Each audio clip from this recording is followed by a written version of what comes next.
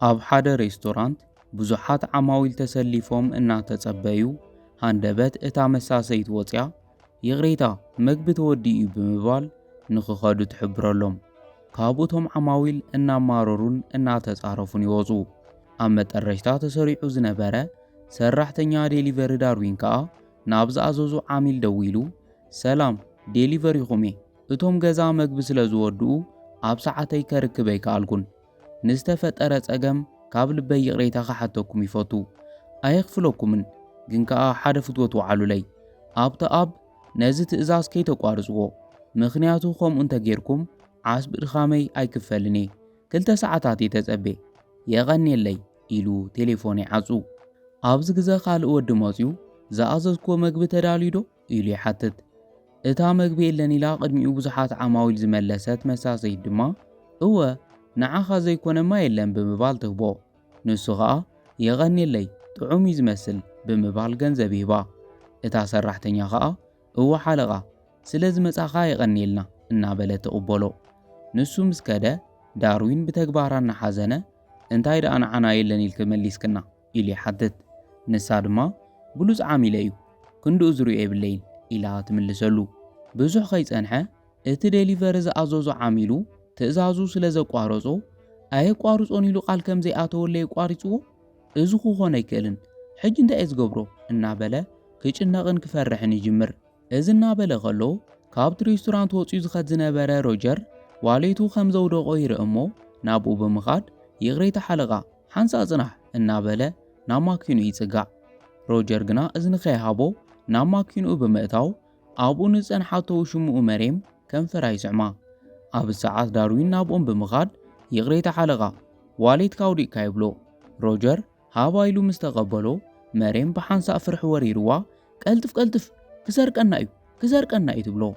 ሮጀር ከዓ ዘረባ ኣፍቃሪቱ ሰሚዑ ማኪኑኡ ብምልዓል ኣሰንቢድክናኮ እቲ ወዲ መን እዩ ኢሉ ይሓታ። ንሳ ከዓ ጎረቤት እዩ ግን ከዓ ብዙሕ ይኣምኖን ኢላ ትምልሰሉ። ሮጀር ክትጥንቀቕ እዮ ኣለኪ ዋሌተይ ሰሪቕኒ ኮይኑ ነይሩ ኢሉ ይዛረብ። መሬም እወ ሓቅኻ ኣለኻ ፍቕረይ ትብሎ። ብኻልእ ገጽ ዳርዊን ሞተር ብሽክሌቱ እናልዓለ ከሎ ካርላ መፅያ በጃኻ ዝሓወይ ሓንሳ ክትወስደኒ ዶ ትኽእል ሕጂ ብቕልጡፍ ከብፅሖለኒ ኢላ ትሓቶ። ዳርዊን ግና ይቕሬታ ሕጂ ኣብ ዕረፍቲ እየ ዘለኹ ኢሉ ይምልሰላ። ንሳ ከዓ በጃኻ ሕጂ ከብፅሖለኒ ብማኪና ከይከድ ከዓ መገዲ ተዓጻጽዩ ዘሎ ኢላ ትዛረብ። ዳርዊን ኣሕዚናቶ ሕራይ ንኺድ ምስ በላ የቐኒየለይ ሳንጣኻ ክሕዘልካ ይኽእል ኢላ ትዛረቦ። ካብኡ ዳርዊን ኣውፅኡ ምስ ሃባ የቐኒየለይ ኢላ ብምቕባል ናብ ትካል ኢልቪዥዋል ኢና ክንከድ ባዕለይ ክመርሓካ እየ ትብሎ። ንሱ ከዓ ጽቡቕ ጸገም የለን ይፈልጦ እየ ሰበይተይ ኣብኡ እያ ትሰርሕ ኢሉ ሄልሜት ይህባ።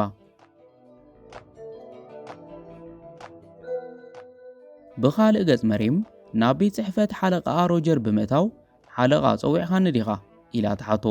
ንሱ ከዓ ክምስ እናበለ በጃኹ መሬም ሓለቓ ኢልከ ይትጸውዕኒ ኣብዚ ዝስልየና ሰብ ኮነ ካሜራ የለን ብስመይ ጸውዕኒ ይብላ። ካብኡ መሬም ይቕሬታ ሮጀር እንታይ ክእዘዝ ኢላ ትሓቶ። ሮጀር ከዓ ሕጂ ጸወታኸ እናተረዳኣኒ ይመጽእ ኣሎ ካብ ዝነበራኒ ኩለን ጸሓፍቲ እታ ዝጸበቐት ብምዃንኪ መሳኺ ቡን ክሰቲ ደልየ ኣለኹ እምቢ ዝብል መልሲ ግና ክሰምዕ ኣይደልን ኢሉ ይዛረባ። መሬም ግና ኣብ ዘይኾነ ሮጀር ሰብ ክርኢና ይኽእል እዩ ኢላ ትምልሰሉ። ንሱ ግና ብኻልእ ከይትወስድዮ ሓንቲ ፍንጃል ቡን ክንሰቲ ጥራይ እየ ዝደሊ ኢሉ ኣእዳዋ ክደራርዛ ይጅምር። ካብኡ መሬም ብፍቕሪ ዓይኒ እናጠመተት በሪ ኢልካ ኣለኹ ርሕቐት ክሓሉ ኢላ ትዛረቦ። ሮጀር ከዓ ደሓን ኮፍ በሊ ኣይናኸስን ይብላ። ካብኡ መሬም ናብኡ ቀሪባ ኮፍ ብምባል ጥዑም እዩ ዝመስል ኢላ ተድንቆ። ሮጀር እወ ንዓኺ ኢለ ብፍሉይ እየ ኣዚዘዮ ይብላ። ብኻልእ ገጽ ካርላ ካብቲ ቤት ጽሕፈት ብምውፃእ እቲ ዶኩመንት ኣብ ሰዓት እየ ኣብፂሐዮ የቐኒየለይ ብምባል ንዳርዊን ተመስግኖ። ዳርዊን ከዓ ኣነ እውን ኣብ ሰዓትኪ ብምብጻሕኺ ኣዝዩ ደስ ኢልኒ ይብላ። ካብኡ ካርላ ሒሳብካ ክህበካ ኢላ ካብ ሳንጣ ገንዘብ ተውፅእ። ዳርዊን እቲ ገንዘብ ምስ ተቐበለ ፈላመይቲ ስራሕ እያ ዝመልሰልኪ የብለይን ኢሉ ይዛረባ። ንሳ ከዓ እዝዩ ውሕደካ እምበር ኣይበዝሓካን ኩላ ሓዞ ትብሎ። ዳርዊን ግና ብፍጹም ኣይኾነን ገንዘበይ ጥራይ እየ ዝደሊ ኣሽሪፈ ከምፀልኪ ኢልዋ ይኸድ። ካርላ ግና እናሓዘነት ኣነ ይደልን እየ ትብሎ። ኣብ ሰዓት ካርላ ቴሌፎን ይድወላ እሞ ልዒላ እወ ኣነ ካርላ እየ ትብል። ደዋሊ ከዓ እቲ ፕሮጀክት ተቐቢልናዮ ኢና ሕጂ መጺኺ ክትፍርም ትኽእል ኢኺ ይብላ። ብድሕሪኡ ካርላ ኣይኣምንን ጽቡቕ ሕጂ መጻኹ ኢላ ቴሌፎና ብምዕጻው ናብ ውሽጢ እቲ ትካል ተኣቱ። ብዙሕ ከይጸንሐ ዳርዊን መጺኡ ናበይ ደኣ ኸይዳ ናብ ውሽጢ ዶ ኣትያ ትኾን ኢሉ ናብ ውሽጢ ኣቱ። ካብኡን ካርላ ረኺቡ ወይዘሪት ገንዘብ ክንኪ ይብላ። ንሳ ግና ይቕሬታ ወሳኒ ቴሌፎን ስለ ዝተደወለኒ እየ ገዲፈካ ኸይደ ኢላ ተመኽኒ። ዳርዊን ገንዘባ ምስ ሃባ የቐኒለይ ኣዚኻ እሙን ሰቢኻ ትብሎ። ዳርዊን ከኣ ኣነ ዘይናተ የደልን ኢሉ ይምልሰላ። ካብኡ ካርላ ናይ ውልቂ ተለኣኣኸየይ ክትኮን ትኽእል ዶ ኢላ ተሓቶ። ዳርዊን ብሕቶኣ እናተሓጐሰ ንምርግጋጽ ካብ ልቢ ኽዲኺ ኢሉ ይሓታ።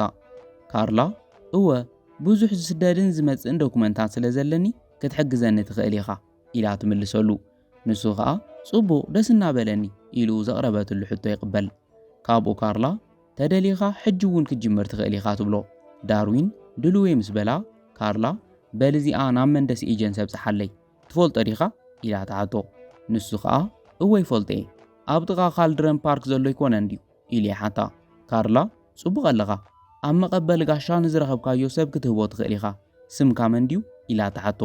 ንሱ ኸኣ ዳርዊን ይበሃል ጽቡቕ ሌላ ኢሉ ኢዳ ይጭብጣ። ንሳ እውን ካርላ ይበሃል ኢላ ስማ ትነግሮ።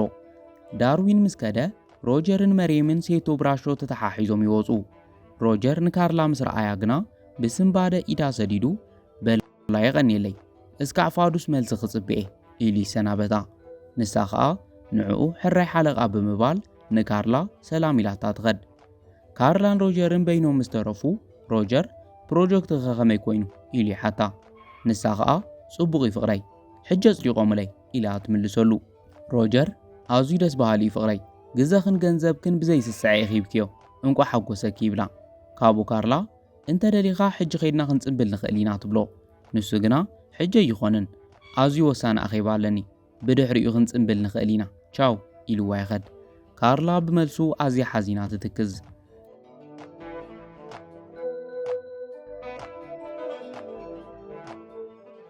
ድሕሪ ዝተወሰነ ግዜ ዳርዊን ዶኩመንት ሒዙ ብምምጻእ ኣፈሪ መምጽእ የለኹ ሓለቓ ኢሉ ይህባ። ንሳ ኸኣ ተቐቢላ ጽቡቕ ብቕልጡፍ ኢኻ ወዲኻዮ እናበለት ትሪኦ። ዳርዊን ይገርመኪ እዩ መብራህቲ ትራፊክ እውን ጠጠው የበለትን ሰላማዊ መገዲ ይጸኒሕኒ ኢሉ ይምልስ። ካብኡ ካርላ ጽቡቕ ንሎሚ ተወሳኺ ስራሕ የለን ተደሊኻ ክትዕርፍ ትኽእል ኢኻ ኢላ ንኽኸድ ትፈቕደሉ። ንሱ ግና ስምምዕና ናይ ውልቂ ሰራሕተኛ ንምዃን እዩ ኩሉ ግዜ ኣብ ጎኒ ክጸንሕ ኣለኒ ይብላ። ካርላ ኬድካ ካልእ ስራሕ እኮ ክትሰርሕ ትኽእል ኢኻ ሰበይትኻ እውን ትጽብየካ እያ ትህሉ ኢላ ትዛረቦ። ካብኡ ዳርዊን ንሱስ ሓቂ ኺኢኺ ሕጂ ቅበል ኣለኒ ናይ መሬም ቤት ጽሕፈት ትፈልጥዮ ዶ ኢሉ ይሓታ። ንሳ ኸኣ መሬም እወ ይፈልጣ እየ ሕጂ ግና ኣብ ቤት ጽሕፈታ የላን ወፂኣ ትኾን ቴሌፎን ደውለላ ትብሎ። ሕራይ ንሓበሬታ ኸየቐኒየለይ ኢሉ ምስ ኣመስገና ካርላ ኣነ ኸደለኒ ደሓን ወዓል ኢላቶ ትኸድ። ድሕሪ ምኻዳ ዳርዊን ቴሌፎን ኣልዒሉ ምድዋል ይጅምር። መሬም ግና ቁጽሩ ሪኣ እዚ ኸንታይ ኮይኑ ዝድውለለይ ዘሎ ብምባል ተዓጽቆ። ኣብ ሰዓት ሓለቓኑ ሽማኣን ሮጀር ናብኣ ብምምጻእ እቲ ዝኣዘዝኩ ሪፖርት ተዳልዩ ዶ ኢሉ ይሓታ። መሬም እዎ ሓለቓ ሕራይ ከምጸልካ ኢላ ክትከድ ክትብል መገዲ ዓጺኡ ካልእ ኸኣ ኩሉ ግዜ ናብ ስራሕ መልክዕ ኺኢ ክትመጺ ሎሚ ግና ሕልፊ ካልእ ግዜ ጽባቐ ክወሲኹ ኢሉ የድንቓ። መሬም ብሓጎስ ክምስምስ እናበለት በዓልቲ ሓዳር ምዃነ ይኮ ነጊረካ ነይረ እየ ትብሎ። ካብኡ ሮጀር በጃኺ መሬም እዚ ዘይመስል ጾታ ግደፍዮ ሰብኣይኪ ኸማይ ከም ዘይሕብሕበኪ ክልቴና ንፈልጥ ኢና ብተወሳኺ ብዛዕባይን ብዛዕባኽን ካልእ ዝፈልጥ ሰብ የለን ብምባል ሲሒቡ ናብኡ የጸግዓ። መሬም ሮጀር ንገብሮ ዘለና ነገር ኣግባብ ኣይኮነን ኢላ ንምዝራብ እኳ እንተፈተነት ሮጀር ግና ከንፈራ እናተንከፈ ስቕ የብላ እሞ ክስዕማ ይጅምር። ብኻልእ ገጽ ዳርዊን እንታይ ኮይና ድኣ ዘይተልዕለኒ እናበለ ይጭነቕ። መሬም ከኣ ኣብ መንጎ ቋሪፃ ከምዚ ክንገብር የብልናን ኢላ ንሮጀር ትደፍኦ። ንሱ ግና ደጊሙ ስሒቡ ናብኡ ብምጽጋዕ ከምኡ ኣይትኹን ይብላ። መሬም ሰብኣየይከ ኢላ ተሓቶ። ንሱ ድማ ሕጂ ሰብኣይ ክረስዕዮ ኣብዚ ክፍሊ ብዘይካ ኽልቴና ካልእ ሰብ የለን ኢሉ ምስ ዓሙ ይቕጽል። ኮይኑ ግና ኣብ ደገ ኮይኑ ዝረኣየ ዳርዊን ብሕርቃን መሬም ኢሉ ይጽዋዓ። መሬም ዘይተጸበየቶ ወደቓ ኮይኑዋ ዳርዊን ጽናሕ ሓንሳእ ጽናሕ እናበለት ትዛረቦ። ንሱ ግና ብጉያ ናብ ደገ ብምውጻእ ንምንታይ ኣብ ልዕለይ ከምዚ ትገብሪ እናበለ ናብ ሞተር ብሽክሌትኡ ንምስቃል ይሓስብ። ካብኡ መሬም ደድሕሪኡ ስዒባ ብምምጻእ በጃኻ ዳርዊን ፍቕረይ ከምቲ ዝረኣኻዮ ኣይኮነን ጽናሕ ኩሉ ነገር ከረድአካ እየ እናበለት ትልምኖ። ዳርዊን ምስ ሓለቓኽ እናተሰዓዓምኩ ኾ የርእየኪ ንግሆም ማኪንኡ ምስ ረኣኹ ጠርጢረ ነይረ ሕጂ ኸኣ ኩሉ ዝደልዮ ሓቂ ምዃኑ ረጋጊጸ ኣለኹ ዘይትፍለጥ ድዩ መሲልክ ነይሩ ኢሉ ይዛረባ። ንሳ ድማ በጃኻ ዳርዊን ይቕረበለለይ ከመይ ከም ዘረዳእካ ኣይፈልጥን ትብሎ። ዳርዊን ሕርቃኑ እናገንፈለ ኣነ ንስኸይ ከፍኣኪ ለይትን ቀትርን ይደክም ኣለኹ ከመይ ዝትርስዕዮ ኢሉ ናብ ሞተር ብሽክሌቱ ይስቀል። መሬም ዳርዊን ናበይ ገዲፍካ ንትኸደ ኣለኻ በጃኻ ዳርዊን ኩሉ ነገር ክንዕርዮ ንኽእል ኢና ይቕረበለለይ እናበለት ትልምኖ። ንሱ ግና ቅድሚ ከምዚ ምግባር ክትሓስቢ ነይርኪ ኢሉ ገዲፍዋ ይኸድ። ዳርዊን ድሕሪ ምኻዱ ሮጀር ናብ ኣቐሪቡ እናሰሓቐ ክጥምታ ይጅምር። ዳርዊን ከኣ ናብ ጽሙው ዝበለ ቦታ ብምኻድ ኦ ኣምላኽ ንምንታይ ኣብ ልዕለይ ይፍጠር ብዘይበኣኣኮ ካልእ ይፍቀርኩን እናበለ ክበኪ ይጅምር። ኣብ መንጎ እዚ ቴሌፎኑ ትጽውዕ እሞ ኣልዒሉ ሄሎ ይብል። እታ ደዋሊት ከኣ ሰላም ዳርዊን ካርላ እየ ሓንሳእ መጺኻ ዶ ትእዛዝ ክተብጽሐለይ ትኽእል ኢላ ተሓቶ። ንሱ ግና ይቕሬታ ዓሙና ሕጂ ብጽቡቕ ስምዒት የለኹን ክሰርሕ ኣይክእልን ኢሉ ይምልሰላ። ካርላ ካብ ድምፁ ጭንቁ ተረዲኣ ኣብ ከመይ ዝበለ ኩነታት ከም ዘለኻ ኣይፈልጥን ኩሉ ነገር ንምኽንያት ከም ዝፍጠር ግና ከይትርስዕ ኣጆኻ ተስፋ ከይትቖርጽ ኢላ ትምኽሮ። ዳርዊን ኣብ ልዕለይ ዘጋጠመ ነገር ካብቲ ሓስብዮ ንላዕሊ ኣዝዩ ከቢድ እዩ ኢሉ ይዛረባ። ንሳ ኸኣ ከቢድ ክኾን ይኽእል እዩ ኮይኑ ግና ከይትስነፍ እናተቓለስካ ንቕድሚት ቀጽል ኢላ ሓቦ ተስንቆ። ካብኡ ዳርዊን ብቓላታ ተተባቢዑ ከምኡ እንተኾይኑ ጽቡቕ ሕጂ እንታይ ከም ዝደለኽ ንገርኒ ኢሉ ይሓታ። ንሳ ኸኣ ከምዚ እናበልካ ክሰምዓካ ጥራይ እየ ዝደሊ ፒሳ ሒዝካ ናብ ማዘርስ ፓርክ ምጸኒ ገዛ የብኡ ከባቢ እዩ ኢላ ትእዝዞ። ዳርዊን ከኣ ሕራይ መጻኹ ብምባል ንብዓቱ ጸራሪጉ ተስኡ ይኸድ። ድሕሪ ደቓይቕ ትእዛዙ ሒዙ ምስ ከደ ካርላ ባዕለይ ዕርፊ ኢለ ደጊመ ስለ ዝደወልኩልካ ይተሓዘለይ ኢላ ይቕሬታ ተሓቶ። ንሱ ኸኣ ጸገም የብሉን ኢሉ ዝኣዘዘቶ መግቢ ሂባ። ካርላ ድማ ተቐቢላ እንታይ እዩ ዘጨንቐካ ዘሎ እቲ ኩሉ ግዜ ፍሽኽታ ዘይፍለዩ ዝነበረ ገጽካ ሕጂ እንታይ ኮይኑ ኢላ ተሓቶ። ካብኡ ዳርዊን ዓንቶ ከም ዝበልክኒ ናብ ሰበይተይ ደው ኢለ ምልዓል ኣብያትንና ተጨነቕኩ ከለኹ ግና ምስ ካልእ ወዲ ኢድ ብኢድ ሒዘያ ኢሉ ይገልጸላ። ካርላ ብስምባደ እንታይ ኢላ ተሓቶ። ንሱ ኸኣ ከምዛ ዝብለኪ ተጠማጢሞም እናተሰዓዓሙ ርእዮም ኢሉ ይዛረብ። ካርላ ንስኻ ንዓኣ ኢልካ ዘይንስኻ እናመሰልካ ከምዚ ስለ ዝፈደየትካ ኣዝየ ዝሓዝን ትብሎ። ዳርዊን ግና ኣብ ዒንቱ ዝተቋጸረ ንብዓት መሓሲኢኑ በቃ ኣነ ክኸደለኒ ቻው ኢልዋ ክኸድ ይለዓል። ካርላ ግና ሓዘኑ ተረዲያ ሓንሳእ ጽናሕ ንዓና ባይላ ብኢዱ እናጐተተት ኮፍ ብምባል እቲ ዘምጽኦ መግቢ ኸፊታ ኣባልዐኒ ኢላ ተሓቶ።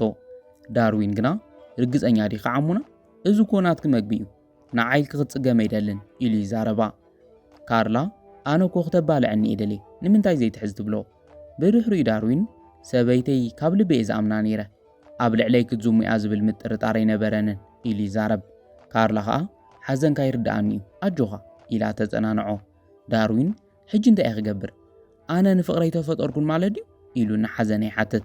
ካርላ ኸኣ ከምኡ ኣይትበል ንስኻ እኮ ቁኑዕን ህርኩትን ሰራሕተኛ ኢኻ ንዓኻ ትኾን ጓል ኣይትስእንን ኢላ ተጸናንዖ። ዳርዊን ካብ ልብኺ ከምኡ ኢልክ ተኣምኒ ዲኺ ኢሉ ይሓታ። ንሳ ድማ እወ ከማኻ ዝበሉ ቁኑዓት ሰባት ብፍጹም በይኖም ኣይኮኑን ኣብ ባዕልኻ ጥራይ ክትኣምን ኣለካ ትብሎ። ካብኡ ዳርዊን ስለቲ ጽቡቕ ቃላትኪ የቐኒየለይ ኢሉ የመስግና። ንሳ ኸኣ ዋላ ሓንቲ ማለት ኣይኮነን ሕጂ መግቢኻ ጣዓዕም ትብሎ እሞ ኣዝዩ ጥዑም እናበሉ ምብልዖም ይቕጽሉ።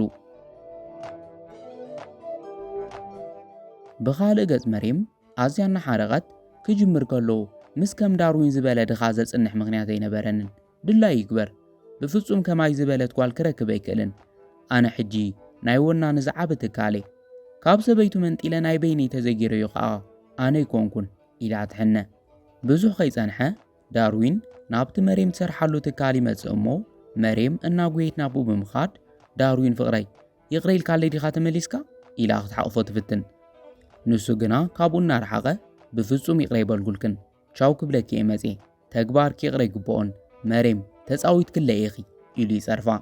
ንሳ ኸኣ ዳርዊን ካልኣይ መዓልቲ ከምኡ ከም ዘይደግም እኮ ቃልኣት የልካ እየ በጃኻ ይቕረበለለይ እናበለት ትልምኖ።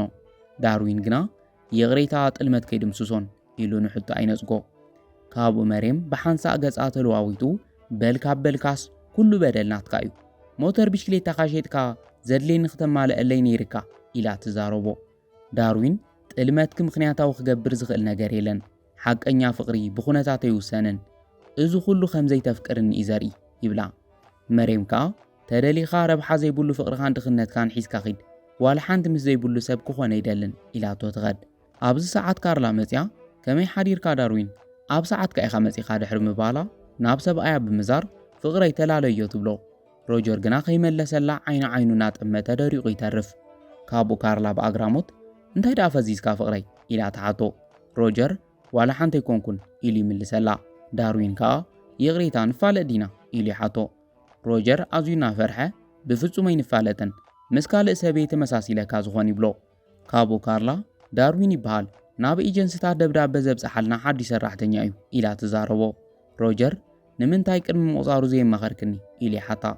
ንሳ ከዓ እንድዒ ኣብቲ ግዛእ ኣድላይ መሲሉ ይተረኣየንን ወናኒት ዝትካል ኣነ እየ ክቕፅል ከዓ ንኣሳልጦ ስራሕና ኣዝዩ ወሳኒ እዩ ትማሊ ስራሕ ኣብ ዝጀመረላ መዓልቲ ሕማቕ መዓልቲ ውዒሉ ኢላ ትዛረቦ። ሮጀር እንታይ ኮይኑ ኢሉ ምስ ሓተታ ሰበይቱ ምስ ካልእ ወዲ ሒዝዋ ኣነ ሰባት ንምንታይ ንዝፈትዎምን ዝኣምኖምን ሰብ ክጠልሙ ከም ዝደፍሩ ኣይርድአንን ትብል። ንሱ ከዓ ናይ ባዕላ ምኽንያታት ይህልዋ ይኾን ማለተይ ሓቀኛ ፍቕሪ ኣብ ካልእ ሰብ እንተረኺባ ይተሓዛን ክርአ ከሎ ንፍዖ ዶ ይመስልን ኢሉ ይዛረብ። ካርላ ግና ግደፍ ሮጀር ከምዘይበሃልን ኢላ ናብ ዳርዊን ብምዛር በጃኻ ንኣፍቃሪ ይተሓዘሉ ሓደ ግዜ ከምዚ እዩ ትብሎ። ካብኡ ዳርዊን ርእሲ ዕላሎም ብምልዋጥ ዘብፅሖ ቕሓ እንድሕር ሃልዩ ይበሃብኒ ኢሉ ይሓታ።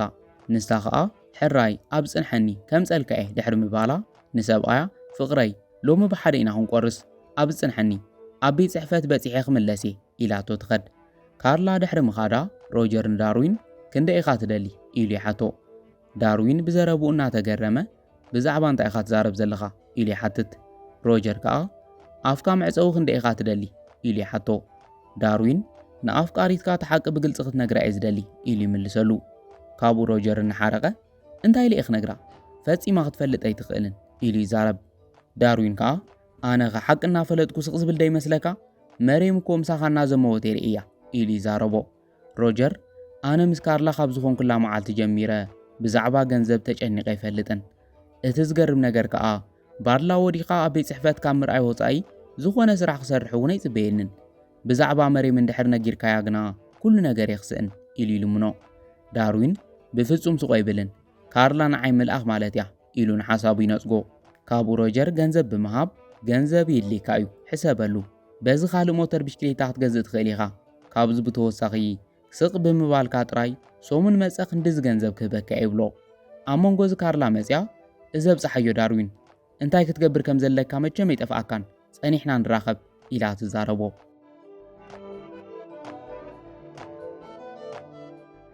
ብድሕሪኡ ሮጀርን ካርላን ቁርስ እናበልዑ ካርላ ፍቕረይ እንታይ ደኣ ዝኒልካ ኢላ ተሓቶ። ንሱ ከዓ ዝበላዕኽዎ ነገር ኣይጣዕመንን ሽቓቕ እስከ በፂሐ ክምለስ ኢሉ ይትስእሞ ካብኣ ርሒቑ ናብ መሬም ይድውል። መሬም ሄሎ ፍቕረይ ኢላ ትቕበሎ። ንሱ ከዓ መሬም ድሓን ዲኺ ኢሉ ይሓታ። ደሓኔ ብዛዕባ እቲ ዝበልካ ንክሓስብ ይሓዲረ ኣዝየ ዘፍቀረካ ኢላ ትምልሰሉ። ካብኡ ሮጀር ካብ ልቢ ኽዲ ክትዛረብ ዘለኺ ኢሉ ይሓታ። ንሳ ከዓ እወ ኣብ ቤት ፅሕፈትካ እየ ጽበየካ ዘለኹ ብሓደ ንሰርሖ ብዙሕ ስራሕ ኣለና ሕጂ ዘይትመጽእ ኢላ ተሓቶ። ሮጀር ድማ ሕራይ ፍቕረይ ክመጽእ ፈለማን ካርላ ገለ ምኽንያት ክዛረብ ኣለኒ ቻው ኢሉ ቴሌፎን ይዓጹ። መሬም ከዓ ቴሌፎን ኣቐሚጣ ሕጂ ግርም እስኳ ብሊ ስለ ዝኾንኩ ድላይ ክገብር መሰለለኒ እናበለት ብሓጎስ ትዛረብ። ብኻልእ ገጽ ሮጀር ናብ ካርላ ምስ ተመለሰ ደሓን ዲኻ ኢላ ተሓቶ። ንሱ ከዓ እወ ደሓኔ ዝፍረሙ መዛግብቲ ስለ ዘለውኒ ሕጂ ብቕልጡፍ ናብ ቤት ፅሕፈት ክኸደለኒ ኢሉ ይሓታ።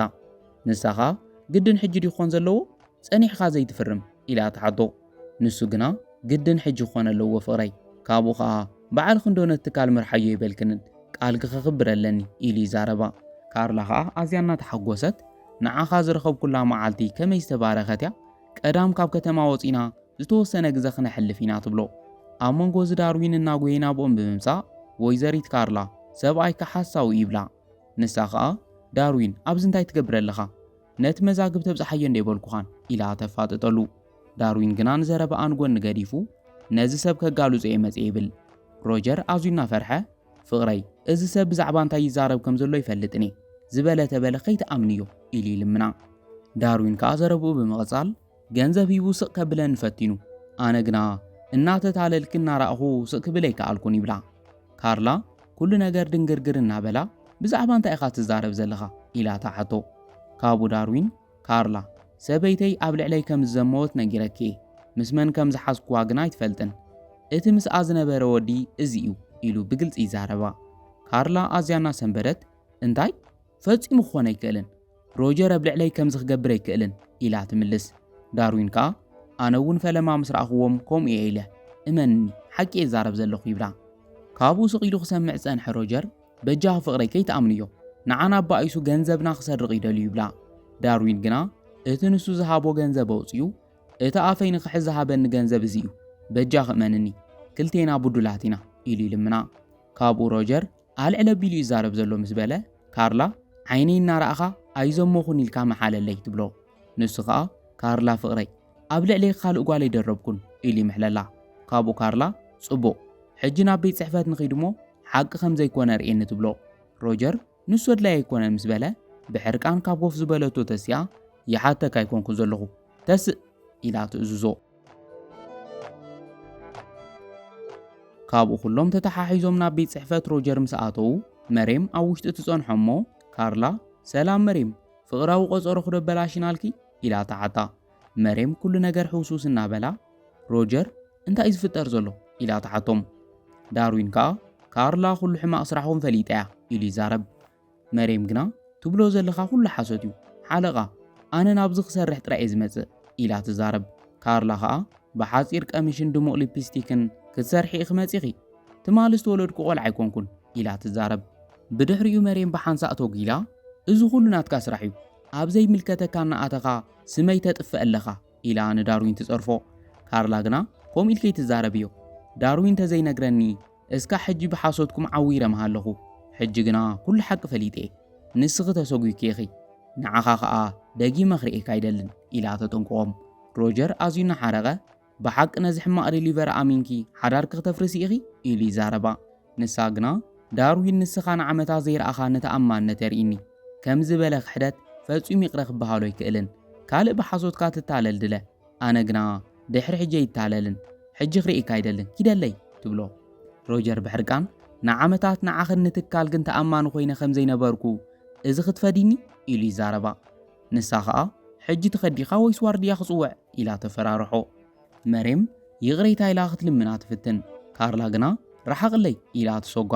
ካብኡ ንዳርዊን ደጊመ ገጽካ ክርኢ ኣይደልን ሓሳዊ ኢላቶ ትኸድ። ንሶም ምስ ኮዱ ካርላ ንዳርዊን እናሓዘነት ኣብ ቅድሚ ዓይነይ ከም ዝናገበሩ ከመይ ዘይራኽዎም ኢላ ትዛረቦ። ዳርዊን ከዓ ሕጂ ኩሉ ነገር ኣብኪዕዩ ቁሩብ ዶ ቅልል ኢልኪ ኢለ ሓታ። ካርላ ክጾሮ ዋላ እንተፈተንኩ ዝበጽሓኒ ጉድኣት ቀሊል ኣይኮነን ኢላ ትምልሰሉ። ዳርዊን ከዓ ኣነ እውን ግን ከዓ ኩሉ ክኢልና ህይወትና ንምምራሕ ክንፍትን ኣለና ኢሉ ይመኽራ። ካብኡ ካርላ ድሕሪ ሕጂ ተኣማኒ ሰብ ክረክብ ኢልካ ዶ ተሓስብ ትብሎ። ዳርዊን ከዓ ከመይ ደኣ ንስኹ እኮ ምልክዕትን ጀግናን ጓል ኢኺ ንዓኺ ዝኾን ሰብ ኣብ ዝደለኽዮ ግዜ ክትረኽቢ ከም ትኽእል ርግጸኛ እየ ኢሉ የጸናንዓ። ካብኡ ካርላ ምክትለይ ኮንካ ክትሰርሕ ይደሊ እየ ልዕሊ ኩሎም ዝፈልጦም ሰባትን መሳርሕተይን ዓብ ልቢ ኣለካ ኢላ ትዛረቦ። ዳርዊን ኣዝዩና ተሓጐሰ እዚ ዕድል ስለ ዝሃብክኒ ይቐኒየለይ ኢሉ የመስግና። ንሳ ከዓ ይግባኣካ እዩ ኢላ ሓቂፋ ትስዕሞ እሞ ንዓን ናይ ቤት ጽሕፈትካ ክርእየካ ኢላ ትወስዶ።